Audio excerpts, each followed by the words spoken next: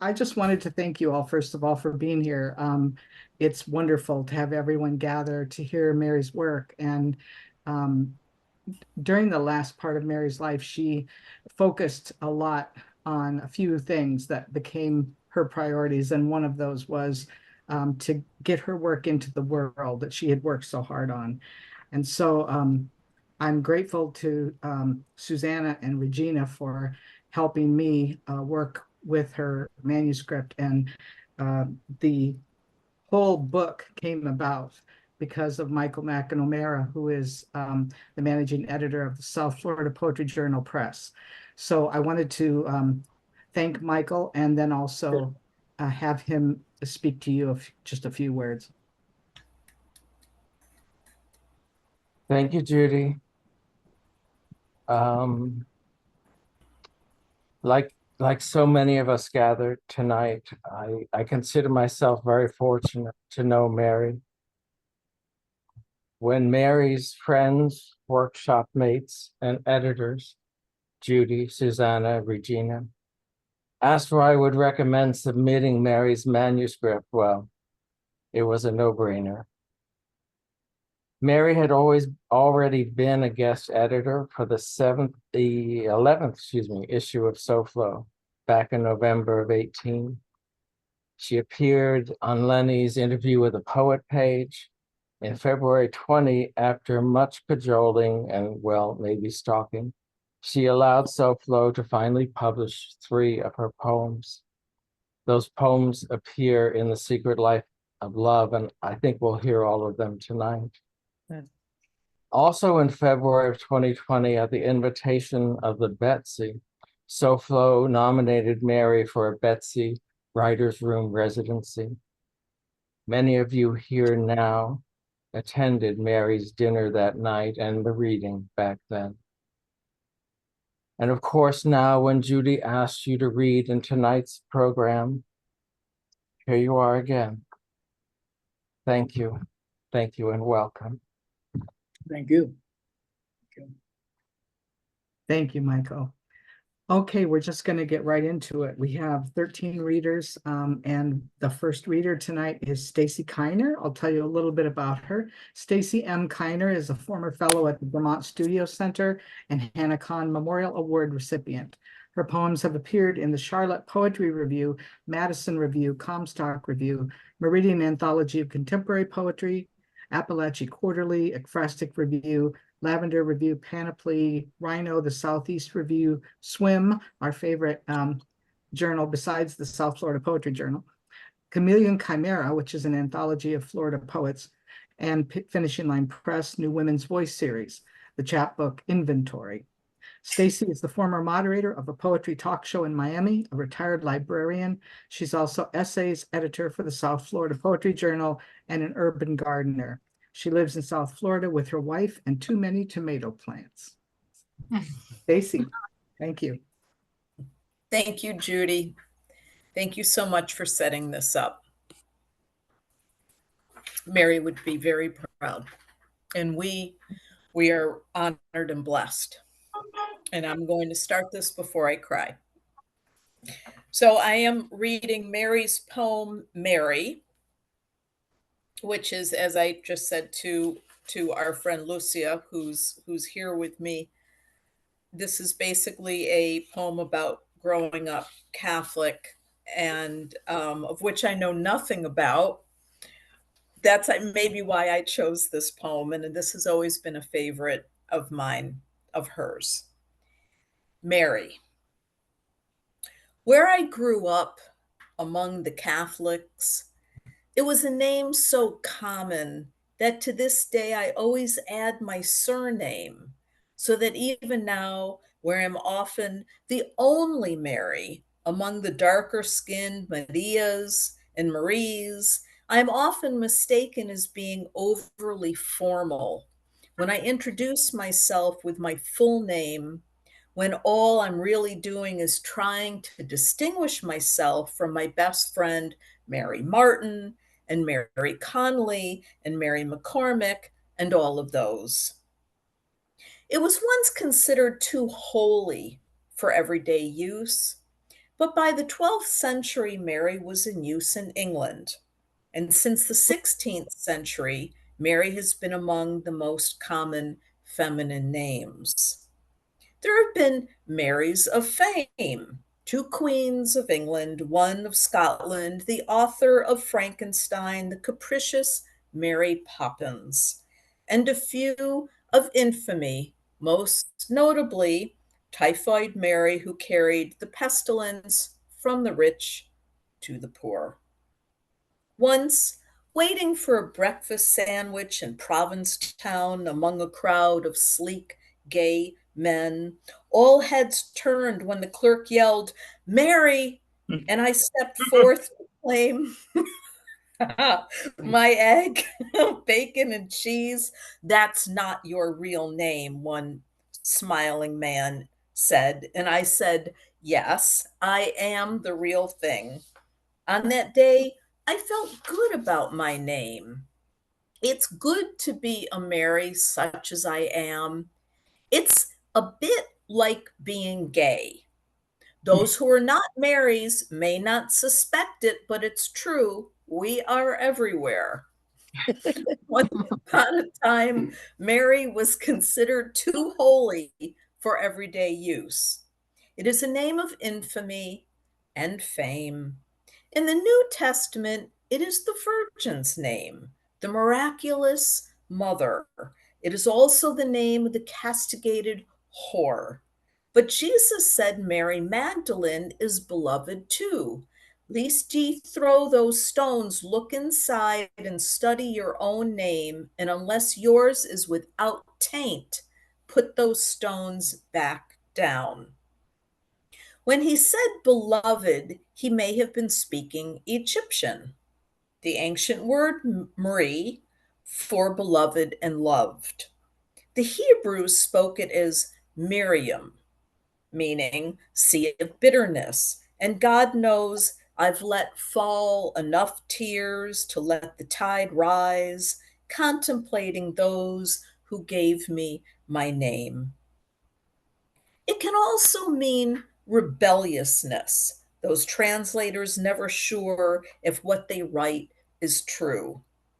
Perhaps this is the meaning I heard when the wind cried, Mary, and I left all those virgin worshippers behind, sailing into a world 3/4 covered by bitter seas. Mary is the sea, le mer, and too generous to remain bitter, it surges forth and recedes, cleanses and drowns, rebellious in a storm, placid as a pond, home of creatures beyond comprehension. And beyond the bitterness and the rebellion, Mary is no longer considered too holy for everyday use. It is what I find when I look inside and study my name, a third translation from the Hebrew, not nearly as well known, wished for child, closer to the Egyptian origin, beloved, loved. This is the name I claim. Nice. Very nice. Very nice. Yeah, very nice. Thank you, Stacie. Wonderful, wonderful reading of that poem. I Thank want you. to say it's my favorite poem, but I have too many favorites for that in the book, but it's one of my favorites. So, all right, our next reader is Gregg Shapiro. Gregg is the author of 9 books, including Protection and Lincoln Avenue. He's an entertainment journalist whose interviews and reviews run in a variety of regional LGBTQ+ and mainstream publications and websites. Shapiro lives in South Florida with his husband, Rick, and their dog, Coco. Gregg, I'm turning it over to you.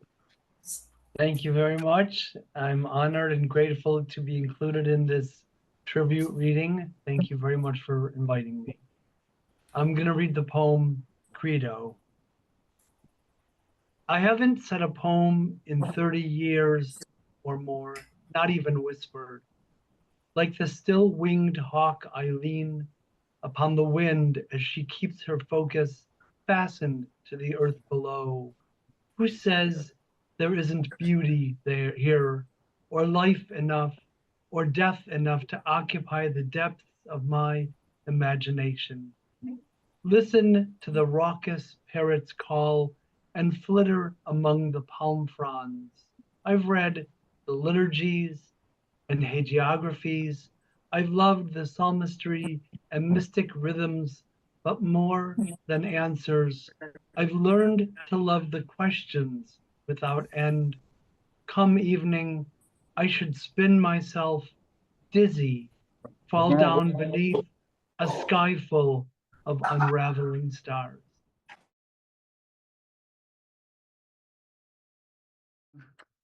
Our next reader is Jennifer Greenberg. Jennifer is a reader for the South Florida Poetry Journal, an ESL tutor, and a recipient of the Joe Bolton Poetry Award. Her work appears in various journals, including Frontier Poetry, Literary Mama, Swim Every Day, and Oh Miami. And I'm happy to have her here to read two of Mary's poems. Thank you, Jennifer. Thank you so much. I'm truly honored. She's somebody that I still think about. I think daily.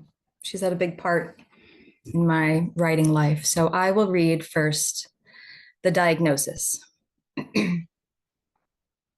How did that woman feel after the main beam fell and she lay beneath for how long, watching the sunlight inch across the slivered spaces between crumpled rafters and crumbled walls, then disappear into the ruinous night?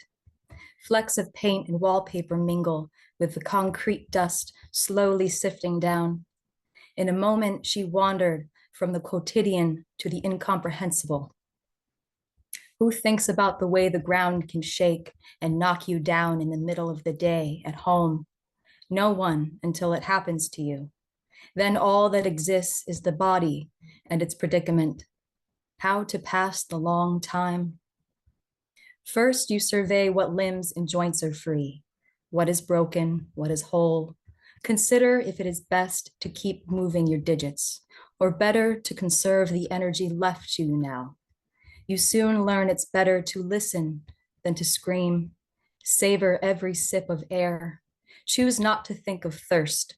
Breathe in, breathe out. A Zen mentality will keep you calm enough to think, as if that were a good thing. All the thinking in the world will not get you out of this one. What is there, after all, to think about? Everything? Nothing at all? The gray ceiling of debris looms like a thunderstorm whose dense clouds will not break. In moments like this, lightning seems preferable.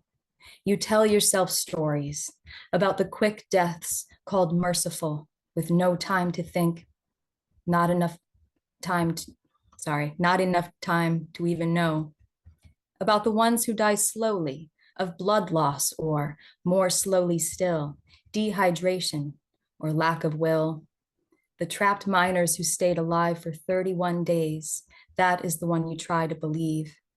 After the pointless rehearsal of possible outcomes, like the skeletal sunlight inching forward again, you'd return to the body and its predicament, the vigilant inventory of functionality and pain. It's like watching a movie you're in. You're both there and not there, pixelated dust. You hope for a wind to lift and swirl the rubble until it plumes, a comet's tail streaking into the furthest reaches of the night, dreaming of the cosmos and its dust-mote stars. You could sit beneath for hours, astonished and awake.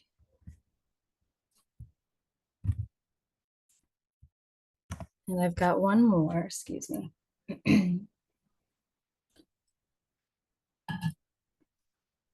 I'm going to read Ode to the Gas-Fired Grill Pipeline because I have a very distinct memory of Mary reading it at some point, and I could tell she really enjoyed reading it because she has a good sense of humor. So, Ode to the Gas-Fired Grill Pipeline. Amazing, this abandoned pipeline jutting up from the lawn at the patio's edge. Praise to the patio and its poured concrete majesty, which must have preceded the inception of this gas feature. For the barbecue on which dads could grill kosher hot dogs, placed neatly in their white bread buns, sweet relish and mustard smeared, yellow as a sunflower glaring in the Florida sun. This gunmetal gray stalk can channel enough fuel to incinerate the entire street with its row of painted concrete block bungalows, lime green, coral pink, and aqua would run like lava onto the sod squared lawns right before the grass too erupted in a conflagration soon augmented by the Chevrolets and Fords, the occasional Cadillac bursting the concrete lattice work of each carport on the side of each yard. This pipeline and its silent gas, valve locked within a cylinder, no wider than a snake. Crack it open to hear it hiss. We have mastered this. We are awesome in our self-control. Praise to the restraint that sends us a tamed row of saw-toothed flames waving like palm fronds in a gentle salt wind breeze, and we can eat the perfectly grilled hamburger, medium rare, only a little blood running into the perfectly round hamburger roll beneath a perfectly square orange slice of American cheese. Thank you. Thank you, Jennifer. Wonderful. Okay. Our next reader is Yaddrya Peralta, and I'm going to introduce her. She is a Honduran-American poet, essayist, and editor. Her work has appeared in Bomb, Grist, Plowshares, the Florida Review, and the anthologies 8 Miami Poets, High Lie Books, and the Breakbeat Poets Volume 4, Latinx by Haymarket Books.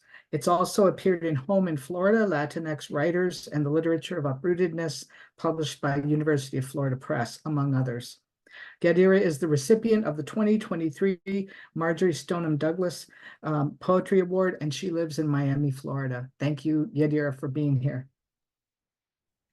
Thank you so much for including me in this and for doing this. And I feel really honored to have known Mary. And I too think of her almost on a daily basis. So I'm going to be reading 2 of her poems. The first one, Leaving Cape Cod. Moment by moment, the journey unfolds, and it takes a great patience and a great desire to be not anywhere else but here. Underfoot, I have felt pavement, smooth and hard, and sand packed hard, blown smooth, red clay and rich brown humus, water and shell, water and rock, water and pebble, water and earth, water edged by grass and fern, plushness of pine needles on narrow paths meandering through brush and thicket, beneath vine-wreathed limbs of trees hanging low, brutality of cobblestones on old roads, roughening each footfall, turning ankles in an agony of angles, skewing each step awry. Water will run clear from the mountain snows atop peaks, miles and months removed from where I have stooped to taste it cold from my cupped palm. Moment by moment, every journey is a walk through time. Seasons travel down the eastern coast. I have followed them, chased endless summer alongside great flocks of birds, geese from Cape Cod, sparrows from the cities, and jays from the mountains. Ducks rested a while in Delaware and caught up in North Carolina because all of us kept moving on. Robins amassed in Georgia and then flew on. In Florida, the sea was waiting for us, streaming all the way back to Cape Cod and beyond, unfurling itself at the top of the world, rolling across to the continents from which we all came, like those birds. It was only a matter of time. And this next one smells like Teen Spirit, just because I really, this is a poem where I really heard Mary's voice and her sense of humor, or when she thought things were annoying. So smells like Teen Spirit. Ridiculous for a woman turning 50, blasting this at full volume every time I drive to or from visiting my mother. And yet it's true. With the lights out, it's less dangerous. I feel stupid and contagious. These visits, those old frustrations, the handball of my heart throws itself against the walls of my chest, ricochets against my lungs. Meditative peace. Om of the ashram at 16. The sound of nirvana. And then my nephew, half a generation later, screaming, crying over Kurt Cobain, that loudmouth, self-absorbed punk. The way I loved and cried at 14 with Patti Smith singing, Jesus died for somebody's sins, but not mine. And it's her version I listen to now. A mosquito, my libido, on the drive to the assisted living facility to visit the woman who reaches across decades and distances, her possessions condensed now into a bedroom sitter, a single twin bed, 2 chairs, at a small table and no one else there to share a cup of tea. Thank you. Thank you. Wonderful. Okay, our next reader is Holly Jaffe. She's going to read 2 poems, and Holly discovered her love of poetry in her 30s, and she's been writing on and off since. She's been published in various online journals and most recently in the South Florida Poetry Journal. She lives in South Florida with her husband and her little terrier, Oliver. Holly? I just wanted to say real quick, I first met Mary at the Poetry Festival, and I realized after conversations we had a few things in common for Donia.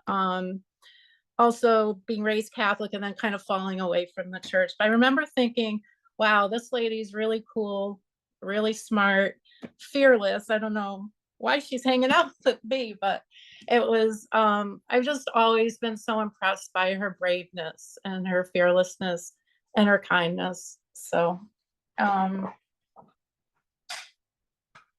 see. Oh no, let's go. So this is origin poem. I am from the backyard swing set, from the shaded lawn and 28 oak trees, 1 dogwood and a hemlock hedge. I am from kickball and bicycle polo, hopscotch on the street.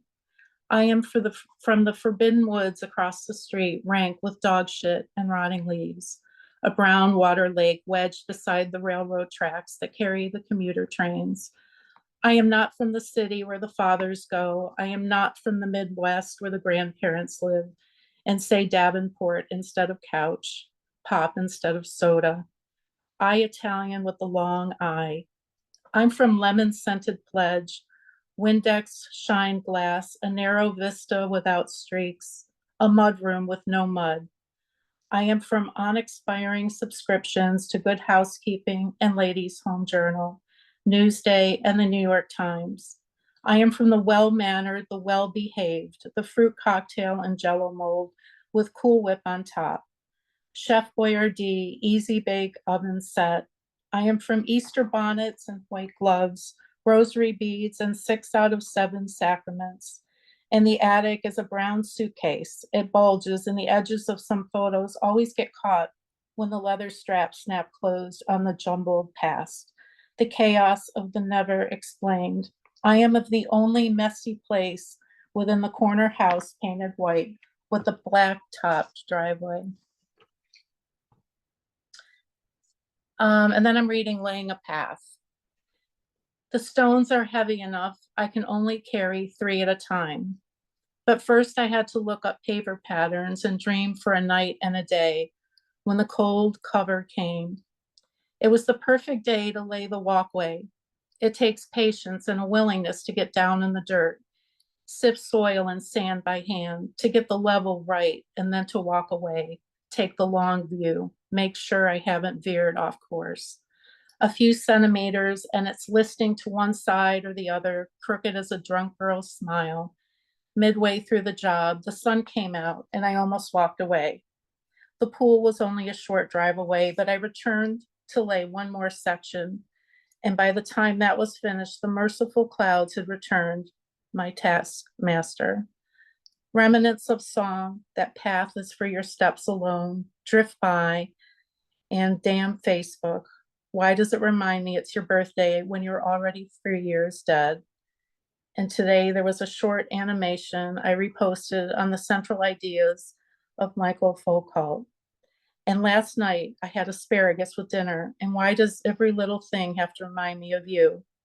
At least this path, the weight of the stones, the careful measure of distances, the dirt encrusting my fingernails and knees, in no way has any association in my memories with you.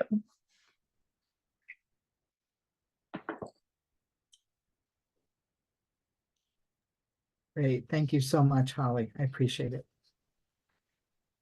Our next reader is Nicole Tallman, and Nicole serves as the official poetry ambassador for Miami-Dade County. She's editor of Redacted Books and poetry and interviews editor for the Blue Mountain Review and South Florida Poetry Journal. She's the author of 4 collections, and her latest, Julie or Sylvia, launches on Friday. She is also the creator and host of ELJ Editions, Redacted Books, Be Well Reading Series, and the Lunchtime Poetry and Jazz Series at Miami-Dade County's main library. You can find Nicole on social media at Natalman and at NicoleNatalman.com. I'll put those in the chat toward the end so that you can all get those if you want. And thank you so much, Nicole, for being here. I can't wait to hear you read Mary's poems. Thank you so much for inviting me, Judy, and thank you all for sharing the space tonight with me. You know, I didn't get a chance to meet Mary in person, but I did meet her often through readings, and I had the joy of staying at the Betsy Hotel for a residency when I was working on my second book, and I thumbed through that book of all of the people who'd stayed there before me, and there was a beautiful note there that Mary left. And I think of it often. I wish I'd taken a picture of it because what she wrote was very beautiful. I'm going to have to sneak back into that writer's room so that I can get a picture of her note. So I have 2 poems that I'm reading for you, one that I selected and one that Judy selected for me, because there were several tarot poems in the book, and I love the tarot, but I wanted someone to choose one for me. So the first one I'm going to read is Song for Today, which we published in South Florida Poetry Journal, right, Judy? I thought so. This one's my favorite in the book. Song for Today. The dog in bed, the cat up already crying at the door. My love beside me, reading her phone, brilliant sunshine. An old man channeling Rumi. No, being Rumi. A young cellist bowing and plucking his response to the call. Call and response overlapping, entwining in our ears. All is one. That platitude of insight. It reminds me of the time you said, this is the origin of all poems. This is the lover and the beloved as one. Tucked inside your office, my urban girl who doesn't care much for the out of doors, looking at photos online of a wedding that wasn't yours. You are singing, I'm just a gigolo, Heartbreak Hotel, I can't get no. And I turned these songs inside out through translation into Italian and back. I love you like no other. Home is where, bliss and kisses. Isn't it strange, my funny Valentine, how the road leads? A little girl in a house of older siblings and parents nearly too old, yet fierce enough to throw children into the shameful basement. Sing songs that had no tune, no basis for harmony, that sounded like a roar. Indigo, midnight, aqua, teal, cerulean, baby, sky, ocean, my heart, my life before I met you. I'm afraid to sing, to not sing, to have no tune or seem the fool. I'm afraid of losing my strength. I couldn't pull myself up to sit on the wall the way I once did. A quieting, a shushing of these nattering chickadees, these screeching peacocks, a hush of forgiveness inside my rushing veins. Quiet the roaring. It was beautiful. It was blank, calming as an all-white sky with no threat of rain. An open palm placed gently against my cheek. It was wondrous, the way you touched me just where I wanted. Brilliant as the hibiscus flower, fragrant as jasmine blooming the night. deep, deep terror that shuts everything down into the deep, deep silence of the quiet heart, the deep, deep peace. I love you. I love myself unconditionally. There is warmth and plenty in our house, a sun overhead, a room full of poets, the intake of your breath, the crinkling of your shirt sleeve as you lift your arm in the distance, a bird. Oh, my love, you are beautiful. You are not at all what I imagined you. And this is the tarot poem that Judy chose for me, The Fool. I'm going to try not to take that personally, that Judy chose The Fool for me. I know she didn't mean it like that. But it starts with a quote from Emerson. But every night come out these envoys of beauty and light the universe with their admonishing smile. The Fool. The round of the moon circles within the glass tabletop like a nucleus to a cell entangled in the tabletop legs beneath the glass. In the sky, there are no entanglements for the moon tonight. Though a murky sky muffles her glow, suppresses her smile, beneficent moon. Companion moon and I, her fool, travel everywhere together. Bemused for different reasons, she chuckles as I lurch closely along another ledge, my vigilant dog tugging at my cape. Thank you. Thank you very much, Nicole. It was definitely the spirit of that poem that said it was for you to read and not the title. All right, so our next reader, and I'm going to put Nicole's contact info in the chat there so you can grab it. Our next reader is Julie Marie Wade, and she is a professor of English and creative writing at Florida International University in Miami. Her newest collections are Fugue and Oral History, which was published by Diagram New Michigan Press in 2023, and Otherwise Essays, published by Autumn House in 2023, and it also won the 2022 Autumn House Nonfiction Prize, selected by Leah Purpura. So Julie, the stage is yours. Thank you, Judy. Thank you for having all of us. This feels like a cozy living room together with Mary's poems. When I moved to South Florida in 2012, Mary is one of the first local people to reach out to me from our capacious poetry land here and to invite me to come visit her and her students at Palm Beach State College. And I remember spending this very beautiful day with her and seeing her in the classroom, as well as talking with her about poetry and just realizing that I was in an incomparable place and surrounded by a lot of incomparable people, and that Mary was one of them and one of my first welcomers. And I'm always grateful to her for that. So the first poem of hers I'm going to read is called Ars Poetica, The Boston Particle and Gertrude Stein, which is just one of my favorite poems in this book. There were 1,000 doors. Behind the one I opened spread a field of brown-eyed Susans and Queen Anne's lace in a New England summer. Clouds cast bluish shadows down as they raced across the sun. When the dark fell, it never lifted, and it was as if that door had never opened, except worse, because I can remember it still. There were 1,000 doors. Behind the one I opened, 100,000 stars flickered. Meteors and planets spun in the shimmering sky. The round moon rolled, and it was never dark. Voices of friends wove a bright thread through the warm tapestry of the night, warmer now because I can remember it still. Under an excellent pink cursive neon sign, 1,000 doors. Behind the one I opened, the marble floor swirled. Walls were silent, listening ears. Only the windows shouted, pouring light down on the rest of us. When the poetry was unavailable, impossible, There were anecdotal reports of a conscious, non-public agreement to rely upon instruments used for the sole purpose of misleading or misdirecting. There were 1,000 doors. Behind the one I opened, the place of work is also the place of worship. The artist experiences a recurring mystery and wants to connect to all that embodies.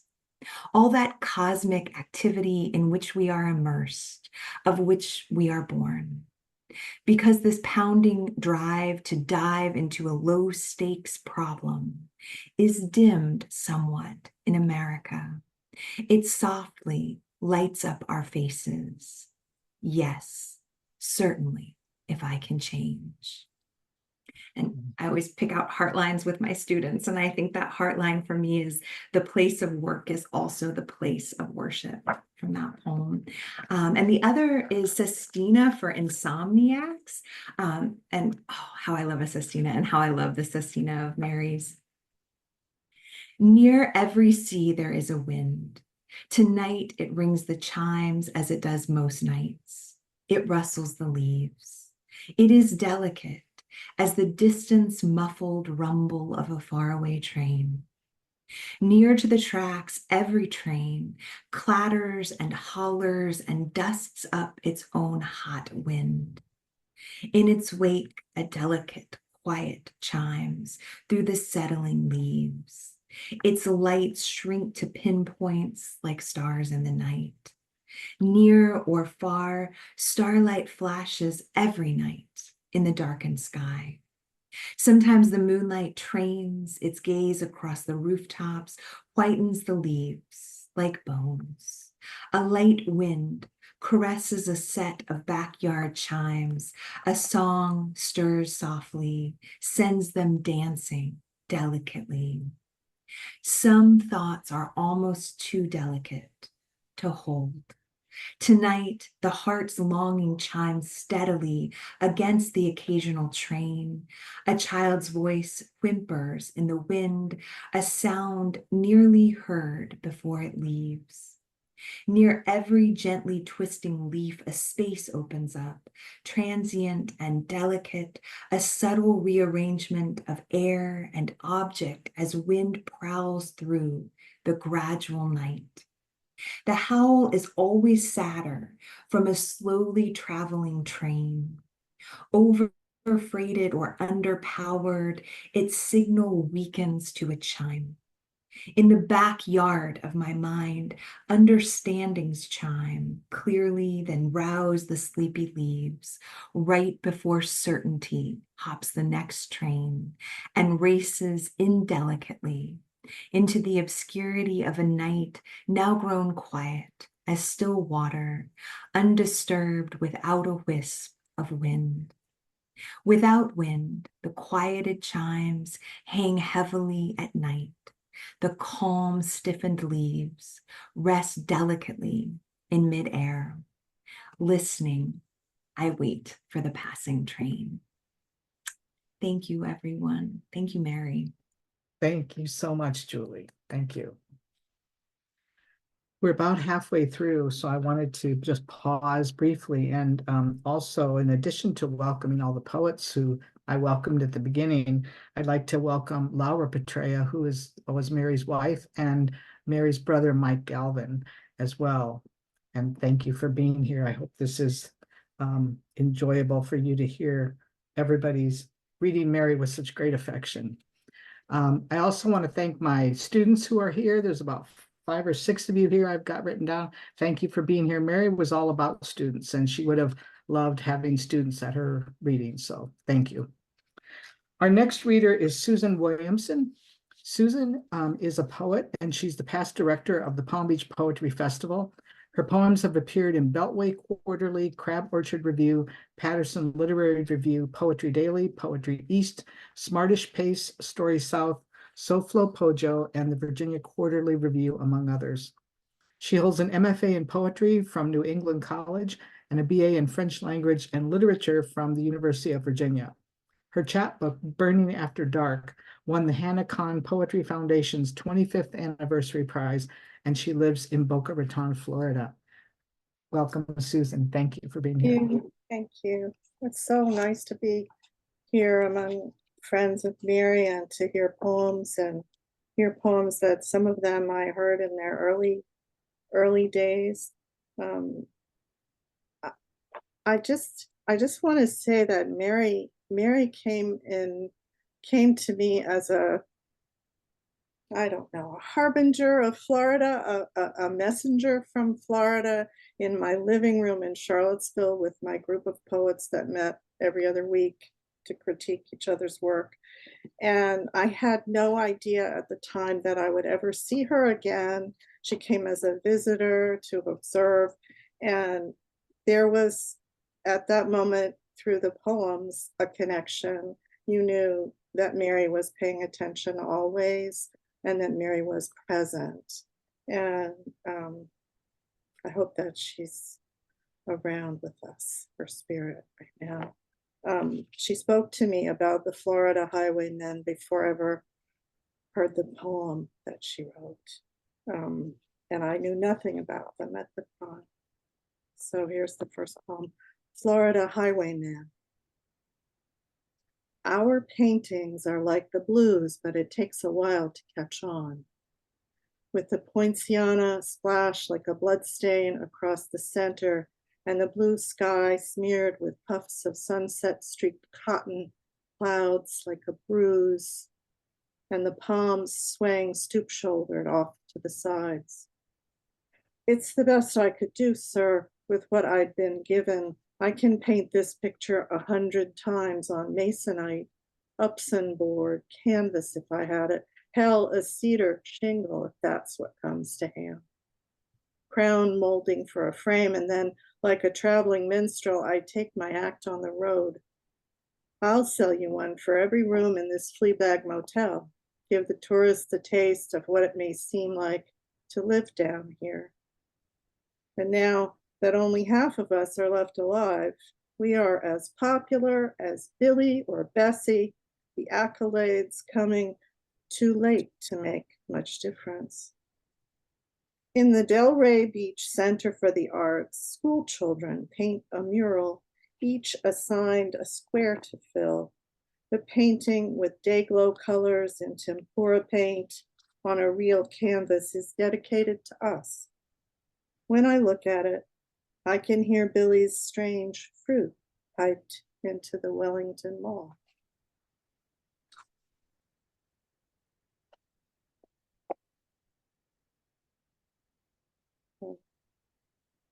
The next one,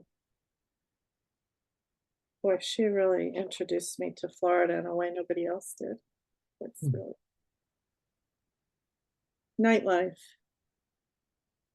The houses float beneath yellow streetlights. Palm fronds sketch an outline on the wall.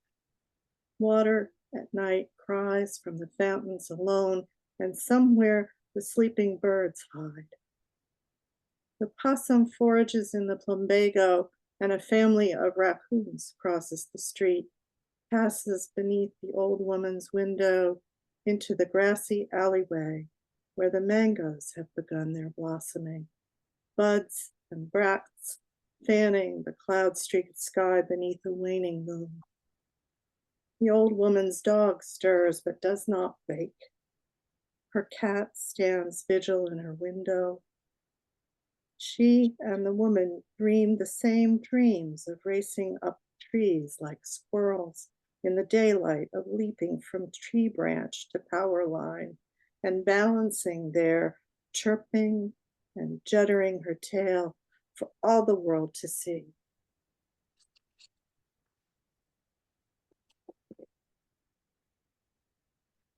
Thank you so much, Susan. I appreciate your readings. Our next reader is Stephen Gibson. He has published 8 poetry collections, the most recent of which is Frida Kahlo in Fort Lauderdale, which was published by Able Muse Press this year. He also has Self-Portrait in a Door-Length Mirror, which won the Miller-Williams Poetry Prize, selected by Billy Collins, and it was published by the University of Arkansas Press in 2017. His other book is The Garden of Earthly Delights, Book of Guzzles, by the Texas Review Press in 2016, and a book called Rorschach Art 2, Donald Justice Prize winner from Storyline Press in 2014, and Red Hen Press Legacy title in 2021 as a reprint. Paradise was again the Miller-Williams Poetry Prize finalist from the University of Arkansas Press in 2011, and Frescoes, Idaho Prize for Poetry winner, Lost Horse Press 2010. Masaccio's Expulsion was a Margie Book Prize winner in a Tuitt House 2008, and Rorschach Art by Red Hen Press was his first book in 2001. Stephen was a very good friend of Mary's, as many people here are, and did a blurb for her book as well as Julie Marie. So we're glad to have you here, Stephen, and can't wait to hear you read her poems. Oh, you're on mute.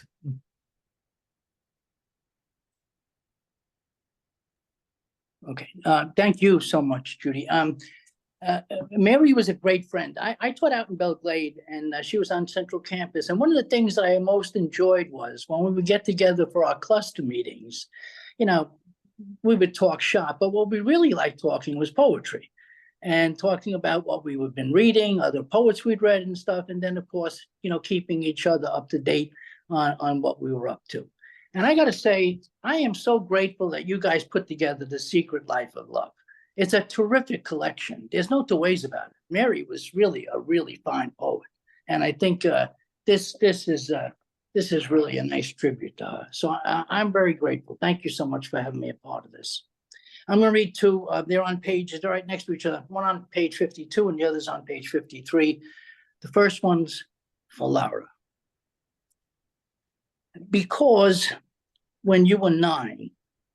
A woman hired by your mother to care for you hit you and then hugged you tightly, suffocating you with her apologies.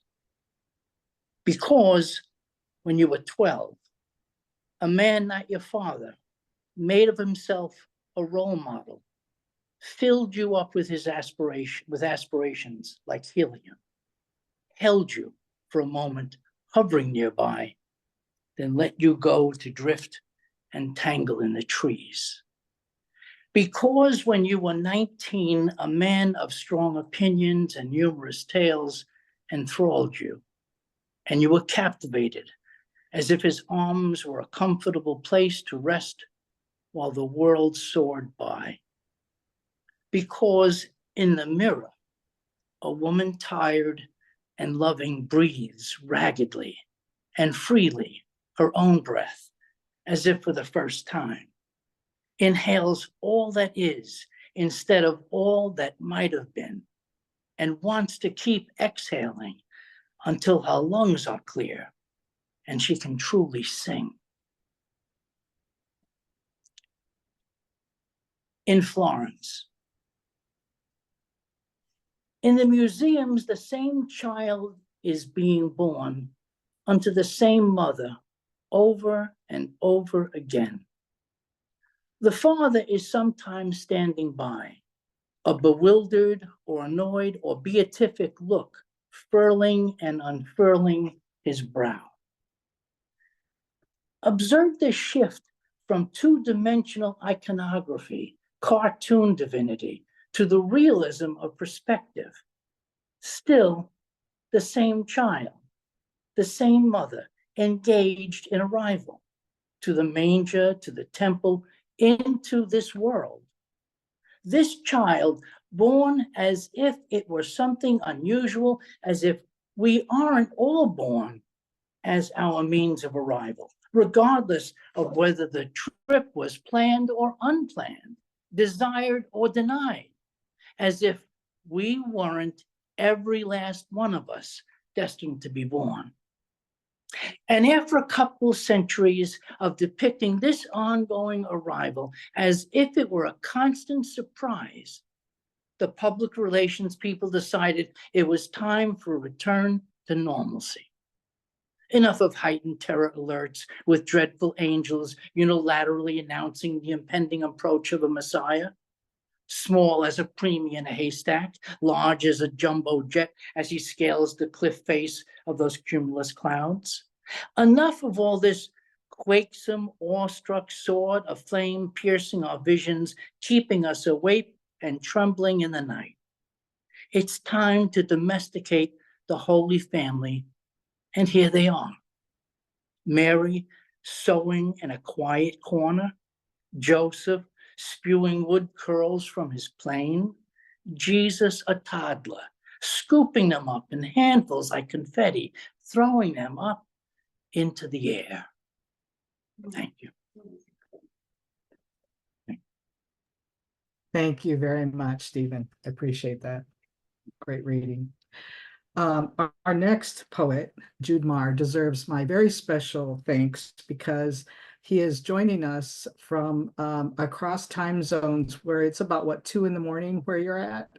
So I'm very grateful that you chose to do this and to be here to read 2 of Mary's poems.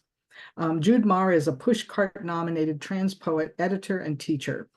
Jude's first full-length collection, We Know Each Other by Our Wounds, came out from Animal Heart Press in 2020. His work has also appeared in many journals and anthologies, most recently Cut Leaf, Read Magazine, and Masculinity, an Anthology of Modern Voices, published by Broken Sleep Books.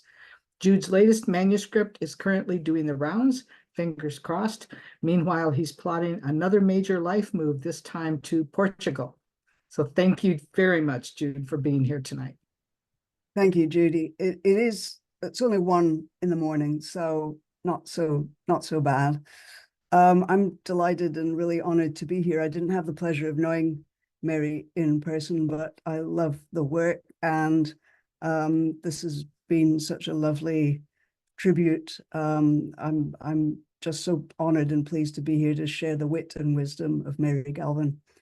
And so I'm going to read 2 poems. The first one, I spent so many years on college campuses and university campuses on both sides of the Atlantic, and so I couldn't resist reading No Animals Allowed on Campus.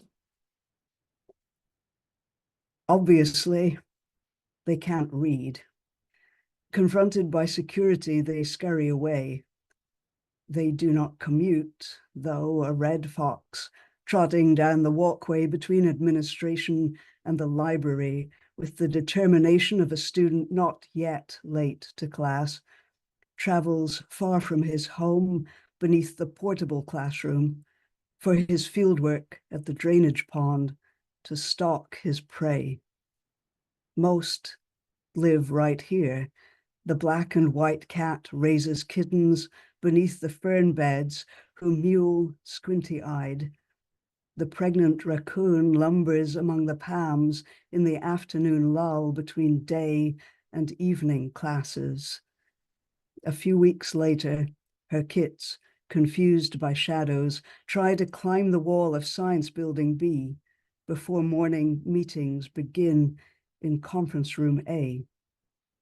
During a flooding rain, ducks swim behind the loading docks at maintenance.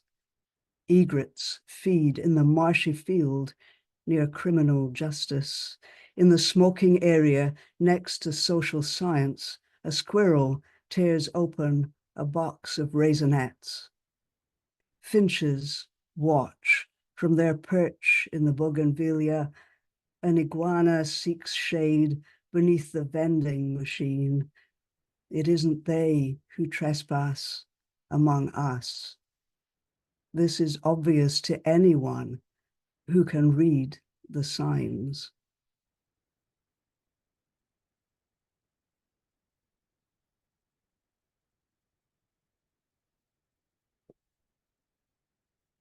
Pandora's jar.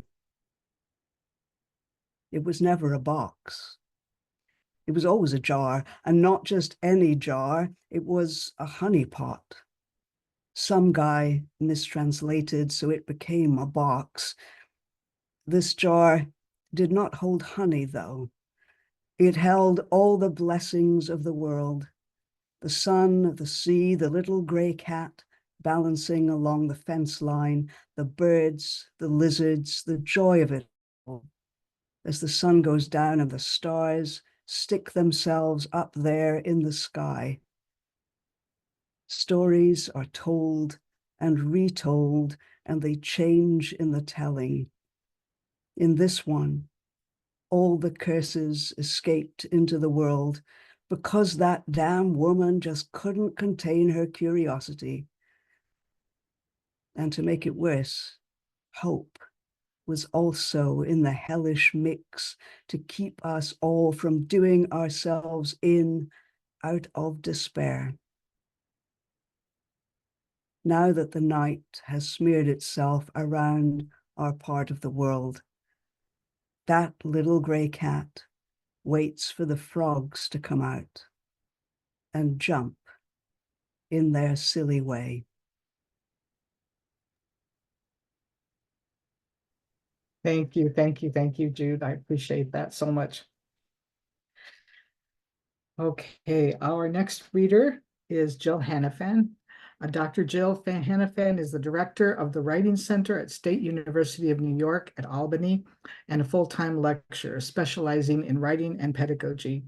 She's the author of Weather Girl, The Wind Rose, which was published by Tywell Books and Documents 1999, and of Hanger Round, a site-specific simultaneity on permanent exhibit at the Albany International Airport. Her poems have appeared most recently in Pure Glass, Hudson Valley Writers Guild Anthology, the second Word Thursdays Anthology, Bright Hill Press, and Seeds. Other poems have appeared in Big Scream, Two Girls, 13th Moon, Little Magazine, Heaven Bone, Contact 2, Earth's Daughters, and Snail's Pace Review, and online in Albany Poets. Jill was a very important friend to Mary, and I'm just grateful that you could be here tonight. Thank you. Thank you, Judy. Thanks. The first thing I have to say is Mary loved you guys. Something happened when Mary went to Florida. I'm sorry, those of you who never met her. She was my friend for 40 years, literally. And so shout out to Holly, because I'm another Fredonian. And so one of the things that happened is I went to Fredonia, and when I left Fredonia, Mary actually went to Fredonia like a year or two later. And so by the time she got to Albany, where I was already in the doctoral program, so she comes to the doctoral program. So it was so weird because we already knew the same people. We already had the same professors. And when we're at Albany, we're actually studying with the same people. So we've had the same teachers. We were office mates for years.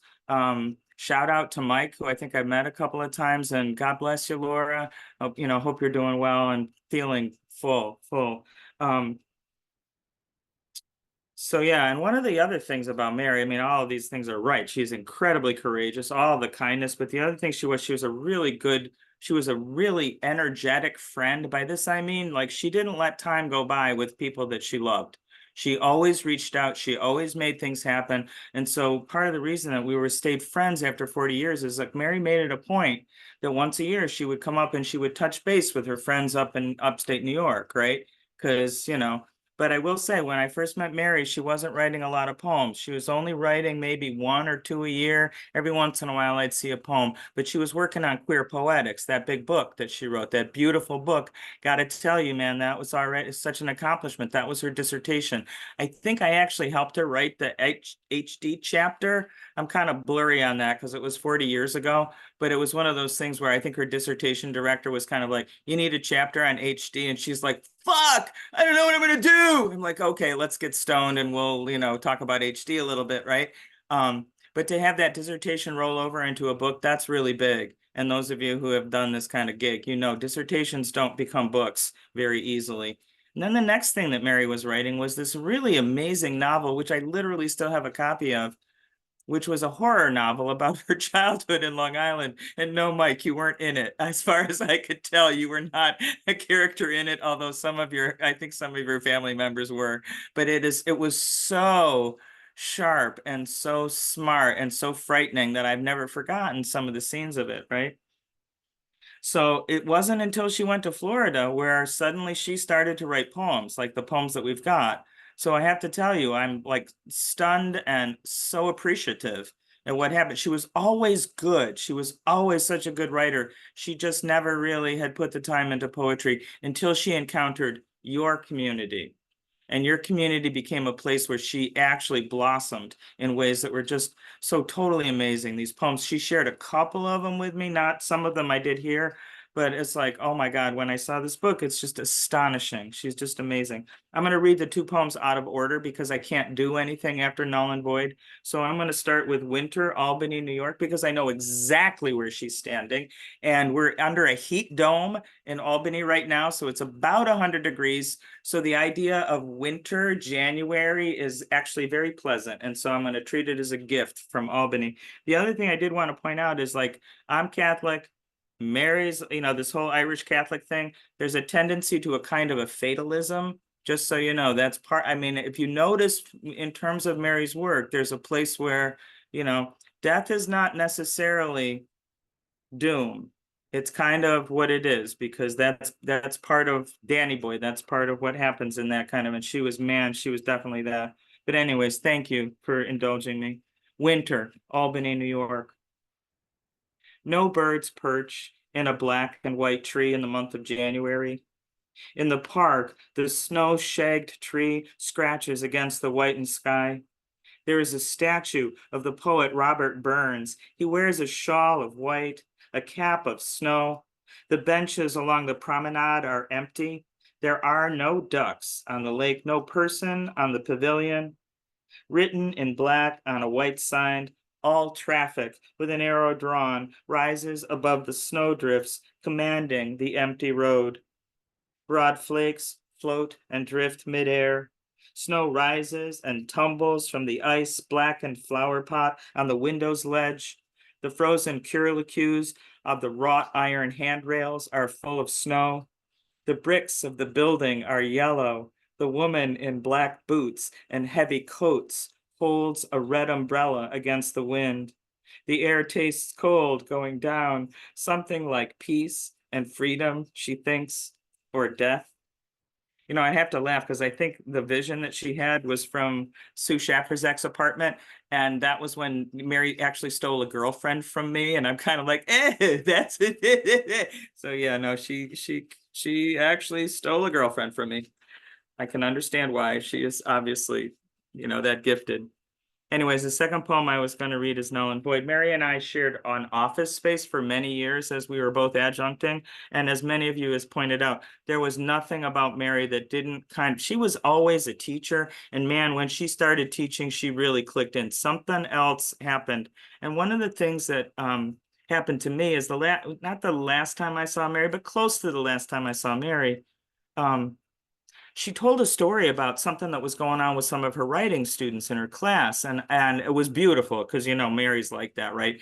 And I kind of got kicking myself because I was like, man, she's inspirational. And so actually I went back into my own department and started a Young Writers Project. And in part, it is because of the inspiration that Mary Galvin gave me. Man, it's kind of like American, okay, Mayor, I'll do it. But that's what happens when you have a colleague like that for your entire freaking professional life. But anyways, the second poem I'm going to read is Null and Void. Mary and I were both at UAlbany when we did have a shooter, although it wasn't one of the mass shooters that you guys are all so familiar with, or we all are, I guess, by this point. But the terror of that, I think, was very present, and I heard her read this, and I couldn't resist it. Null and Void, after Juan Felipe Herrera. I arrive at campus. It is the color of a beach. Grade school, high school, community college.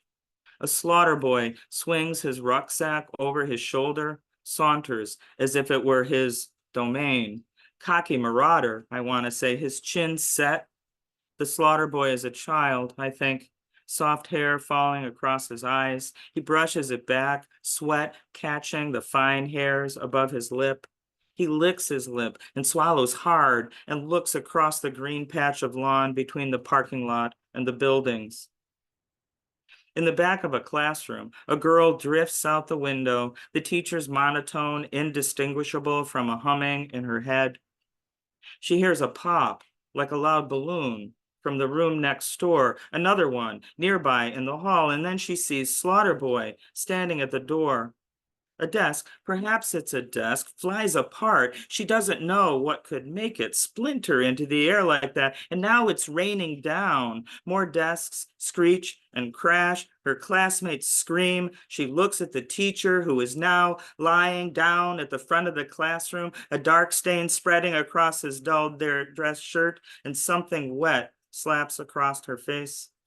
She flinches away from her classmate's gore before her vision tilts and slips away.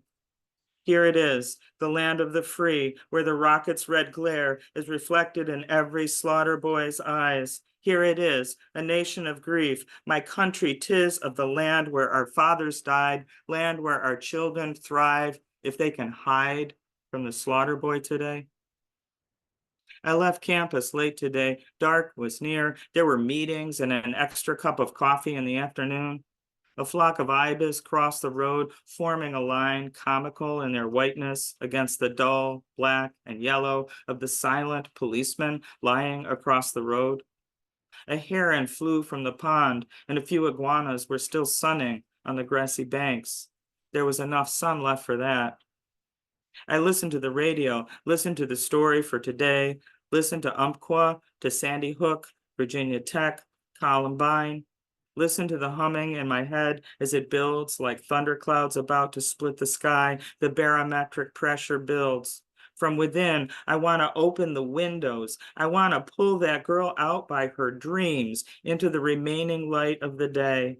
I want to tell her the wreckage and blood that Slaughter Boy brings is only a story she saw last night on TV. Thanks. Thank you so much, Joe. Thank you. One of Mary's most powerful poems, I think. All right, our next reader is Lucia Leao, and she's going to read for us. She's a translator and a writer originally from Rio de Janeiro. She's currently working on her first poetry collection, which will be in English and in Portuguese. We can't wait to read it. Thank you for being here, Lucia.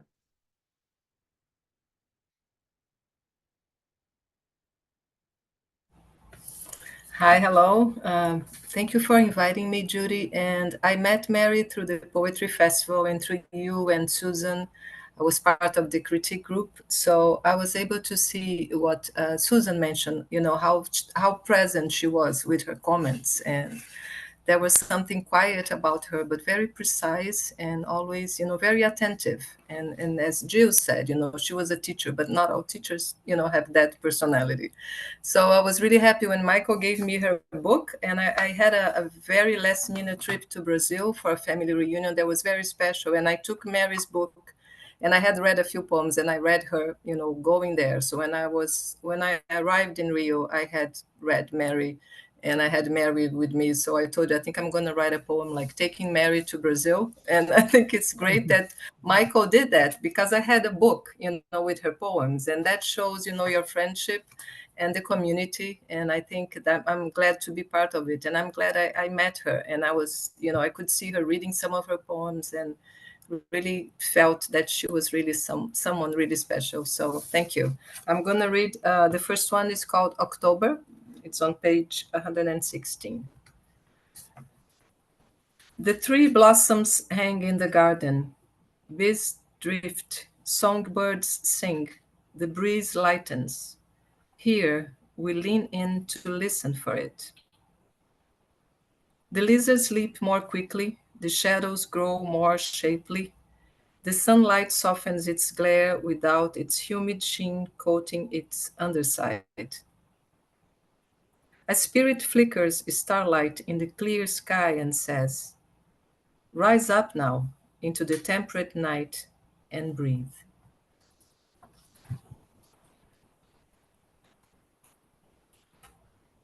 I really love what she does with the tarot cards. So this one is the Hermit. People think I'm stationary, holed up in a primitive shack. They think I'm stuck in the past. They think I suffered enough already. They think I could not face one more. One more, you name it. Conjure your greatest fear and place it on my back. Now watch me stoop beneath the load. In your mind's eye, keep me safely tucked away in some woodland cave with my dented cup and my meager fire subsisting on wild roots and dandelion's leaves. Do not for one moment think you could look me in the eye. When I was a younger man, I carried a sack on a stick stuffed with all the extras I thought I'd need. No more. Now I carry a lantern at night and a stick to help me navigate the more treacherous ways. But mostly, I wander easily where I will. I follow the light I hold before me until I tire, and it leads me home to dream. Thank you, Lucia. Wonderful, wonderful. Our final poet tonight is Holly Iglesias. She's the author of 3 poetry collections. The first was called Sleeping Things. The second is Angles of Approach. And the third is Souvenirs of a Shrunken World. And Boxing Inside the Box is her book of literary criticism. She's been awarded fellowships by the National Endowment for the Arts, the North Carolina Arts Council, the Edward Albee Foundation, and the Massachusetts Cultural Council. And we're very lucky to have her here tonight to read 2 of Mary's poems. Thank you, Holly. Thanks for this beautiful book that you all made. It's a real gift to many, many people. I wanted to say that I only met Mary once, and it was the same time I met you, Judy, and Susanna at that sweet bookshop in West Palm. And Julie was at that reading. And there was a moment when we were taken to the back where coffee was served to take pictures. And somehow Catholicness came up. And Mary was like from 0 to 60 in 5 seconds. And it was just like Catholic, Catholic, Catholic, Catholic. So that's why I picked a Catholic poem and an Irish Catholic poem at that. And as I practiced reading it, it kept coming, sounding like my aunt's talking like that. And I said, oh, I won't be able to finish the whole way through, but I can at least say the title like a good Irish girl. Father Haney's Retirement. Coming home to his apartment in City Place after a day of errands and lunch with the pious divorcee, he wonders if anyone is really there to know his heart, let alone to hear a prayer from even a devout believer like she is, or like she and he pretend to be. His sister financed the apartment since he took the vow of poverty. Their parents knew enough to leave it all to her, and that she, the mousy unmarried one, would provide for him in ways the good Lord wouldn't stoop to. Good day, he says to the favored parishioners. Good evening to the strangers who hang about at night, but they ignore him. Kind of like God the clockmaker, he thinks. As long as the gears engage, the world turns round and there's no need to discuss it. In the end, it all makes sense if one is to believe the story of sacrifice and salvation as the children do. And in age, we all revert to childhood, he thinks, and settles in for the night with a mystery novel and his solitude and a deep red glass of wine.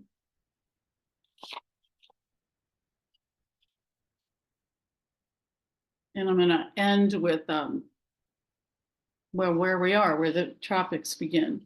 But I do have to out myself and say that I too am a Mary. I'm actually Mary Holiday, so there it's out. Okay. Where the tropics begin. Not deciduous and darkly climbing skyward from ancient heaps of granite with snow-fed streams flowing coldly downhill. No, it is here. This is the forest primeval, slick with humidity, brilliantly flowered, broad-leafed, lit by a moon bright as a searchlight, sweeping across and silvering the edges of things. In its glow, palm fronds shimmer. The leaves and fruit on the mango trees shine. The trees occasionally shudder and release with a soft snap, whoosh, thump a ripened mango or coconut into the sand-softened ground. This is the place chosen for 21st century outposts. Amid an abundance of anciently reptilian creatures, alligator, remorselessly vicious and unchanged for millennia, lizard blinking one eye coldly as it readies itself to leap and lunge at its prey. Miniaturized models of the great and deadly dinosaurs, nearly cute now, and reduced to hunting insects, but still eating its meat, live and raw.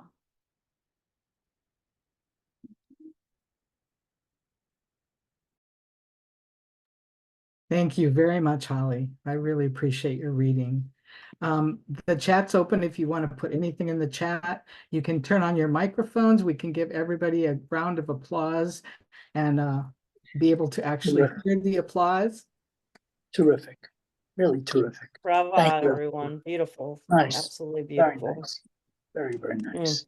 Nice I want to poem. thank, this is Mike. I want to thank everybody for the readings. It really means a lot to me. Yeah. Thank you, Michael, for making it happen. Nice. Thank you again to all the poets. We really appreciate your being here. This was incredible to hear this many poems in a row with all of your voices. You each put a different kind of love into your voice, and I appreciate it very much. Wonderful. So have a great evening. Thank you again. Thank you.